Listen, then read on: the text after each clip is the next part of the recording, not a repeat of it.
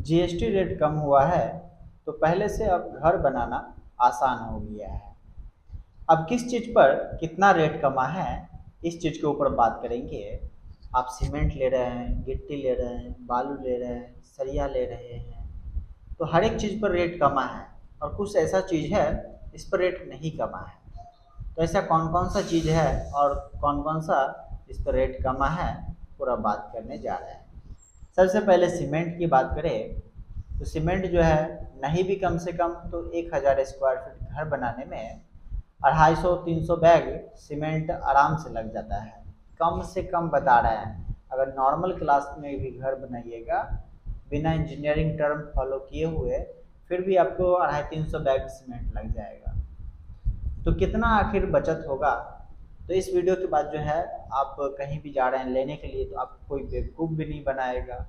होता है ना कि जीएसटी रेट कमने के बाद भी दुकानदार बोलता है कि रेट कमा ही नहीं है, अरे इस पर नहीं कमा है। तो आपको पूरा प्रॉपर पता चल जाएगा कि किस चीज़ पर रेट कमा है और किस पर नहीं कमा है। तो देखिए सीमेंट का बात करें तो सीमेंट में पहले 28% का जीएसटी लग रहा था, लेकिन अब जो है सीमेंट पर आपको 18% का जीएसटी देना है। तो अगर हम एग्जाम्पल के लेकर समझे कि मान लीजिए कि कोई सीमेंट आपको मिल रहा था 350 रुपया बैग या 360 रुपया करके, ठीक है। तो जो सीमेंट 28% हम जीएसटी लगा के 350 या 360 रुपया में खरीद रहे थे, अब जो है 10% जीएसटी उस पर डाउन हुआ है, अब 18% लग रहा है।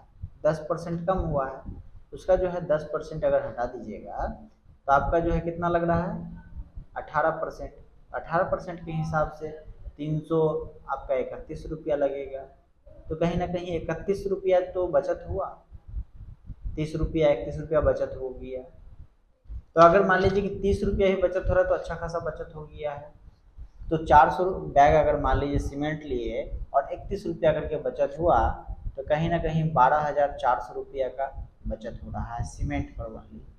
अब ईंटा की बात कर लेते हैं तो ईंटा पे पहले 12% जीएसटी लग रहा था, अब जो है ईंटा पर 5% जीएसटी लगेगा, तो 7% का छूट हुआ है ईंटा पर। तो मान लीजिए कि आप 1000 ईंटा खरीद रहे थे 8 रुपया करके पर पीस, 12% जीएसटी लगा के, अब जो है आपको खरीदना पड़ रहा है 5% जीएसटी ऐड करके। तो मान लीजिए कि जो ईंटा आप 8000 में 1000 पीस खरीद रहे थे उसको अब आपको जो है 7500 रुपया में आपको 1000 ईंटा मिल जाएगा। तो देखिएगा तो 50 पैसा जो है एक ईंटा पर छूट हुआ है, मतलब कि 500 रुपया का बचत हुआ है। तो अगर 1 लाख अगर ईंटा मंगाइएगा तो आपका 50,000 रुपया का बचत हो जाएगा। तो अच्छा खासा अभी जो है दाम कमा है, आप लोग घर बनाने का प्लानिंग में है तो बना सकते हैं। अगला है टाइल्स। टाइल्स जो है इस पे 28% का जीएसटी लग रहा था, टाइल्स पे भी रेट कमा है काफ़ी ज़्यादा, 10% का छूट दिया गया है, कटौती हुई है। तो अब जो है 18% टाइल्स पर लग रहा है। अगर मान लीजिए कि कोई पेटी आप 500 रुपया का मंगा रहे थे तो जो पेटी आप 28% जीएसटी देकर 500 में खरीद रहे थे उस टाइल्स का दाम जो है अब आपको 460 रुपया देना पड़ेगा, मतलब कि 40 रुपया का आपका बचत हो रहा है एक पेटी पर। तो 10 पेटी पर 400 रुपया का बचत हो जाएगा। तो ये रहा बचत दोस्तों, अच्छा खासा अभी चल रहा है। तो आप लोग जो है घर बनवा सकते हैं सस्ता में। करीबन अगर 1000 स्क्वायर फीट में मान लीजिए कि 10 लाख रुपया खर्च हो रहा है तो कहीं ना कहीं आपको जो है 50,000 से लेके 1 लाख रुपया तक का बचत हो जाएगा घर बनाने में अभी। अगला है ग्रेनाइट या मार्बल।